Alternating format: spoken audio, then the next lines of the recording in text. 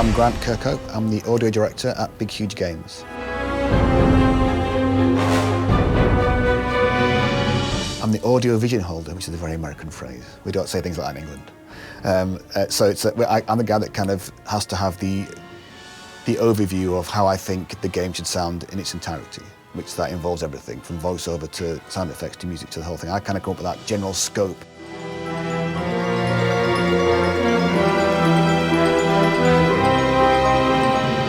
I applied to BHG because I wasn't really bothered about if it was a big company or a huge successful company or a big name. I wanted to feel that it was a place I could go that felt vibey about what they were doing and it's kind of angst, and a place where I thought I could make a difference or make a contribution.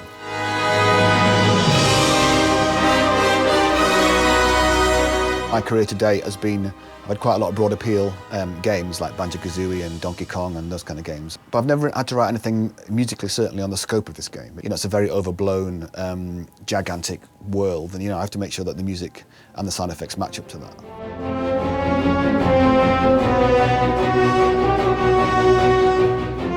Sound effect-wise, we've tried to go for that similar overblown feel. This game's, you've got a lot of combat in it, Getting that balance right is difficult, to make sure that all the spells and all the hits and all the stuff sound appropriate to the level of intensity you put into the sword swipe or the big spell that you cast and stuff like that, So it's very easy to get lost in it and to try and just make it one step louder, and then if it just blows up, it never works like that.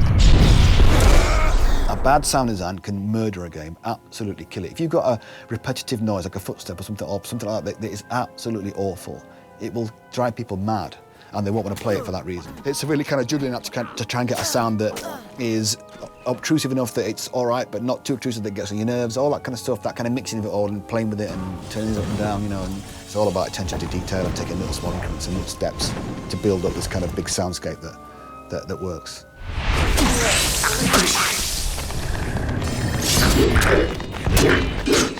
I think that as time's gone on, the two roles are split more, so you get guys who do just sound design and guys who do just music, and I like to do both. I like to be able to do, because it gives me a break from just composing over and over again or just doing sound design over and over again. I like to get that kind of variety. It's great fun to do both as well. It makes it much more, go and find 50 fart samples for the farting gorilla. There isn't a farting gorilla in Reckoning, but other games I've done, there probably is a farting gorilla somewhere. I've tried to really take a step up on my own kind of development to try and make myself work harder than I do before, so I've tried to learn an awful lot more to make the boss music and all the music in the game sound bigger than normal. My usual influences usually do end up being Dan Elfman and John Williams and, people like that. That's the kind of people that I aspire to, and I'll probably lean more towards John Williams at the moment. I think John Williams can be easily overlooked because people think, oh, he writes those tunes like E.T. and all that kind of stuff, But if you listen to his music for his fight sequences or anything else, it's tremendous. It's massively chromatic. It's very complicated. It's all over the place. It's not easy to keep up with what he's doing because he's so good at that. But when it comes to the big tune, he's right on the money with it, So I have tried in my own small way to do something like that, and I'd like to think that it sounds a bit different to other people's games. I've tried to be different with our game. It's very dark, there's lots of big sequences that are just complete minor chord after minor chord after minor chord. It doesn't change. There's very little major chordness in a lot of the levels. In one of the particular regions, it's just major chords strung together, major triads, and that's just to make it sound different.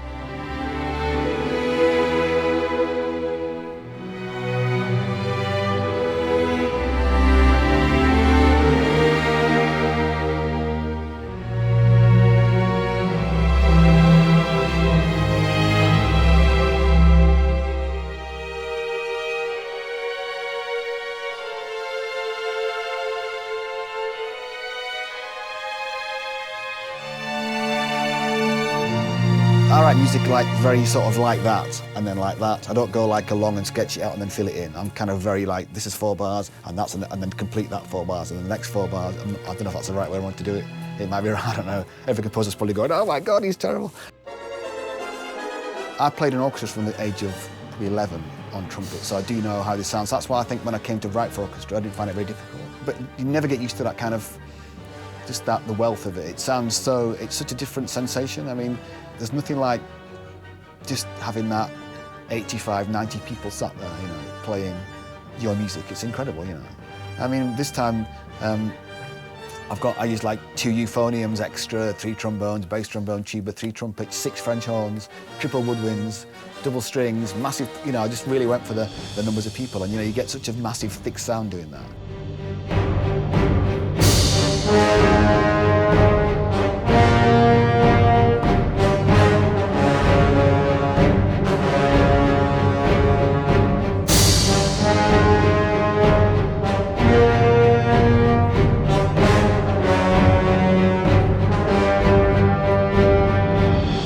We really believe in it a lot. There's a lot of love for the game.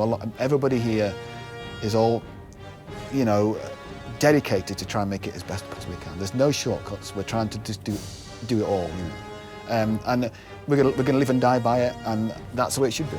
You know, there's no hedging your bets here. It's absolutely, it's all or nothing. We're trying to marry it all together in this big, fantastic package, and I really think we've done it, you know.